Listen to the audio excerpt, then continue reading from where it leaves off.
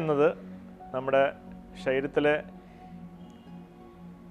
മാംസപേശികൾ, പ്രത്യേകിച്ച് വയറിലെ മാംസപേശികൾക്ക് മുകളിലുള്ള ഒരു ടിഷ്യൂ ഉണ്ട്, അതിന് ഫേഷ്യ എന്ന് പറയുന്നത്. ആ ടിഷ്യൂവിൻ്റെ ഒരു ബലക്കുറവ് കൊണ്ടാണ് ഹെർണിയ ഉണ്ടാവുന്നത്.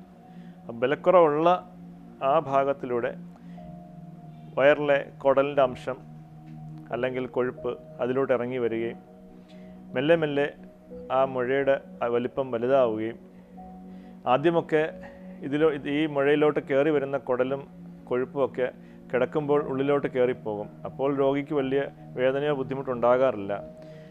പിന്നെ ഈ മുഴയിലോട്ട് കയറി വരുന്ന കുടലും കൊഴുപ്പും തിരികെ പോകാതെ അവിടെ കുടുങ്ങുന്ന ഒരു സാഹചര്യം, അതിന് ഒബ്സ്ട്രക്റ്റഡ് ഹെർണിയ എന്ന് പറയും. അങ്ങനെ ഒരു സാഹചര്യം വരുമ്പം നമുക്കത് എമർജൻസി ആയിട്ട് ശസ്ത്രക്രിയ ചെയ്യേണ്ട ഒരു സാഹചര്യം വരുന്നുണ്ട്. പിന്നെ രോഗിക്ക് അടിക്കടി വേദന അനുഭവപ്പെടുന്നുണ്ട്, ചുമയ്ക്കുമ്പോഴും തുമ്മുമ്പോഴും വേദന കൂടുന്നുണ്ട്. ശാസ്ത്രീയ പഠനങ്ങൾ കാണിക്കുന്നത് പുകവലി ഹെർണിയയ്ക്കൊരു കാരണമായി കണ്ടെത്തിയിട്ടുണ്ട്. മുമ്പ് നമ്മൾ വെയിറ്റ് എടുക്കുന്ന അല്ലെങ്കിൽ ഭാരം എടുക്കുന്നവർക്ക് മാത്രമാണ് ഹെർണിയ വരുന്നതെന്ന് വിചാരിച്ചിരുന്നു. പക്ഷേ പുകവലി ഇപ്പോൾ ഒരു പ്രധാന കാരണമായിട്ട് പറയുന്നു. രണ്ടാമത്തെ കാരണം, നമ്മുടെ ശരീരത്തിലെ ഈ മാംസപേശികൾക്ക് മുകളിലുള്ള ഒരു ടിഷ്യൂ ഫേഷ്യ, അതിൻ്റെ ഒരു ബലക്കുറവ് കാണപ്പെടുന്നു. ആ ടിഷ്യൂ പ്രധാനമായിട്ട് ഉണ്ടാകുന്നത് കൊളാജൻ എന്ന പ്രോട്ടീനിലൂടെയാണ്. ഈ കൊളാജൻ ഉണ്ടാകുന്നത് പ്രോളീൻ എന്ന് പറഞ്ഞൊരു അമിനോ ആസിഡിൻ്റെ ഒരു ട്രിപ്പിൾ കോംപ്ലക്സ് ആണ്. ഈ കൊളാജൻ പല ടൈപ്പ് ഉണ്ട്, ടൈപ്പ് 1 to ടൈപ്പ് 10 ഉണ്ട്. അപ്പോൾ ഇതിൻ്റെ മെച്ചുറേഷൻ ഓഫ് കൊളാജൻ അല്ലെങ്കിൽ കൊളാജൻ ബലപ്പെടുന്ന ഒരു പ്രോസസ്സുണ്ട് നമ്മുടെ ശരീരത്തിൽ. ഇമ്മച്വർ കൊളാജൻ മെച്വർ കൊളാജനിലോട്ട് മാറുന്നു. അപ്പോൾ ഈ പ്രോസസ്സിൻ്റെ ഒരു സ്റ്റിമുലൻ്റ് എന്ന് പറയുന്നത് വൈറ്റമിൻ സി ആണ്. അപ്പോൾ ഇതാരും പ്രത്യേകിച്ച് ശ്രദ്ധിക്കാത്തൊരു മേഖലയാണ്. നമ്മുടെ ശരീരത്തിൽ വൈറ്റമിൻ സിയുടെ നമ്മുടെ ഭക്ഷണത്തിലൂടെ നമുക്ക് ആവശ്യത്തിനനുസരിച്ച് കിട്ടാതെ വരുമ്പം വൈറ്റമിൻ സിയുടെ ഒരു കുറവ് നമ്മുടെ ശരീരത്തുണ്ടാകുന്നു. പണ്ടൊക്കെ മനുഷ്യർ മരത്തിൽ നിന്ന് തന്നെ ഫലങ്ങൾ പറിച്ച് ഫ്രഷായിട്ട് കഴിക്കുന്നൊരു സാഹചര്യം ഉണ്ടായിരുന്നു. നമുക്ക് മെയിനായിട്ട് വൈറ്റമിൻ സി കിട്ടുന്ന നാരങ്ങ, ഓറഞ്ച്, ഫ്രൂട്ട്സ് ഒക്കെയാണ്. പക്ഷേ ഇന്ന് നമ്മൾ കഴിക്കുന്ന ഫ്രൂട്ട്സ് മരത്തിൽ നിന്ന് പച്ചയായിട്ട് എടുക്കുകയും അത് പുറത്ത് വെച്ച് പഴുപ്പിക്കുകയും ആഴ്ചകൾ കഴിഞ്ഞായിരിക്കും നമ്മളത് കഴിക്കുന്നത്. അപ്പോഴേക്കും ആ ഫ്രൂട്ട്സിലുള്ള വൈറ്റമിൻ സി നഷ്ടപ്പെട്ടുണ്ടാവും.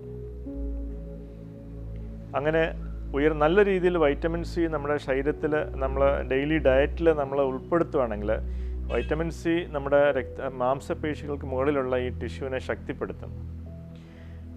പുകവലി നിർത്തുന്നതിലൂടെ നല്ല രീതിയിൽ നമുക്ക് ഈ ഒരു അസുഖം വരാതിരിക്കാനും അസുഖത്തിൻ്റെ ആരംഭമാണെങ്കിൽ അത് ഒഴിവാക്കാനും സാധിക്കും.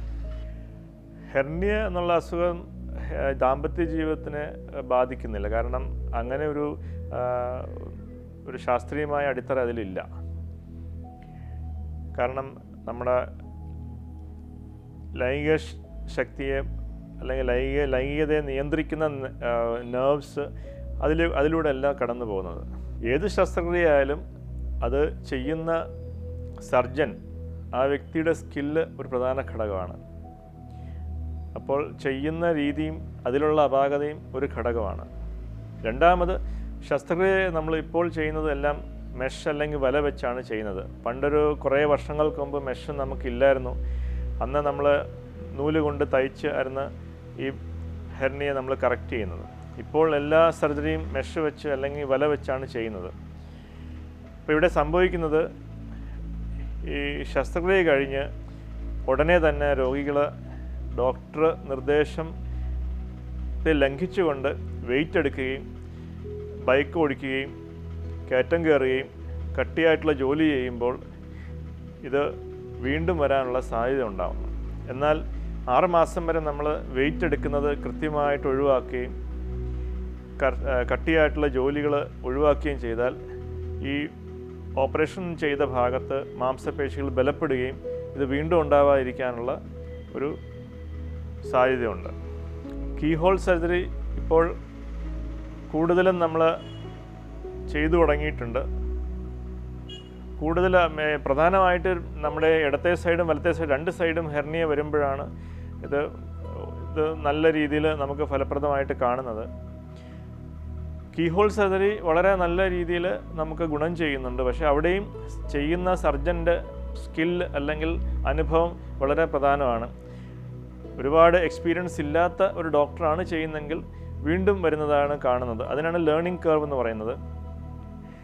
ഒരുപാട് കേസസ് ചെയ്ത ഒരു ഡോക്ടറാണെങ്കിൽ ഫെയിലിയർ കുറവായിരിക്കും. കുട്ടികളിൽ കാണുന്ന ഹെർണിയ അത് ഒരു ജന്മന ഉള്ള ഒരു ഡിഫക്റ്റാണ്. കാരണം നമ്മുടെ വൃഷ്ണം ആദ്യം വയറിനുള്ളിലാണ് ഇരിക്കുന്നത്. ഒരു ഭ്രൂണത്തിൻ്റെ അവസ്ഥയിൽ ഒരു കുഞ്ഞ് അമ്മയുടെ ഉദരത്തിലായിരിക്കുമ്പോൾ ഈ വൃഷ്ണം വയറിനുള്ളിലാണ് ഇരിക്കുന്നത്. മെല്ലെ അത് താഴോട്ടിറങ്ങി നമ്മൾ വൃഷ്ണത്തിലേക്ക് ഇറങ്ങി വരികയാണ് ചെയ്യുന്നത്. അപ്പോൾ 9 മാസം ആകുമ്പോൾ വൃഷ്ണം നമ്മുടെ സ്ക്രോട്ടത്തിലേക്ക് ഇറങ്ങി വരുന്നു. ഇങ്ങനെ ഇറങ്ങി വരുമ്പോൾ വയറിനുള്ളിൽ നിന്നൊരു ചെറിയൊരു മാംസപേശി അതിൻ്റെ കൂടെ ഇറങ്ങി വരികയും അത് സാധാരണഗതിയിൽ അത് ദ്രവിച്ചു പോവുകയും ചെയ്യാറുണ്ട്. പക്ഷേ അങ്ങനെ ദ്രവിച്ചു പോകാതിരിക്കുമ്പോൾ അവിടെ ചെറിയൊരു സുഷിരം രൂപപ്പെടുകയും അതൊരു ഹെർണിയായിട്ട് മാറുകയും ചെയ്യുന്നു. ഇതിന് നമുക്ക് കൃത്യമായി ശസ്ത്രക്രിയ ചെയ്താൽ പൂർണ്ണമായി സൗഖ്യം കിട്ടുന്നുണ്ട്. ഇനി സ്ത്രീകളിൽ കാണുന്ന ഹെർണിയ പ്രധാനമായിട്ടും പൊക്കിളിലുള്ള ഹെർണിയാണ് കാണുന്നത്. കൂടാതെ വയറിലും ഹെർണിയ വരുന്നുണ്ട്. അതിന് വെൻട്രൽ ഹെർണിയ എന്നാണ് പറയുന്നത്. ശസ്ത്രക്രിയ ചെയ്തതിന് ശേഷം ആ ചെയ്ത തയ്യലിനിടയ്ക്കൂടെ ഹെർണിയ ഉണ്ടാവുന്നുണ്ട്. കുടലും കൊഴുപ്പ് ഇറങ്ങി വരുന്നുണ്ട്. അതിന് ഇൻസിഷണൽ ഹെർണിയ എന്നാണ് പറയുന്നത്. അപ്പോൾ ഇങ്ങനെയുള്ള ഹെർണിയ പ്രധാനമായിട്ടും ഒരു ശസ്ത്രക്രിയ കഴിഞ്ഞതിന് ശേഷം അതേ സ്ഥലത്തൂടെ വീണ്ടും തയ്യലിനിടയ്ക്കൂടെ കുടലും കൊഴുപ്പ് ഇറങ്ങി വരുന്നൊരു സാഹചര്യം. അത് കൂടുതലും കാണുന്നത് അമിതമായി വണ്ണമുള്ളവർക്കും ശസ്ത്രക്രിയയ്ക്ക് ശേഷം ശ്രദ്ധിക്കാതെ ഭാരമെടുക്കുകയും ഓപ്പറേഷന് ശേഷം വേണ്ട രീതിയിൽ ഒരു കെയർ എടുക്കാതിരിക്കുകയും ചെയ്യുമ്പോഴാണ് ഇത് കാണപ്പെടുന്നത്. പിന്നെ അവിടെയും ശസ്ത്രക്രിയ ചെയ്യുന്ന ഡോക്ടറിൻ്റെ കഴിവും പ്രധാന ഘടകമാണ്. അപ്പോൾ അവിടെയുള്ള അപാകതകൾ കൊണ്ടും വീണ്ടും നമുക്ക് ഹെർണിയ ഉണ്ടാകുന്നതായിട്ട് കാണുന്നുണ്ട്.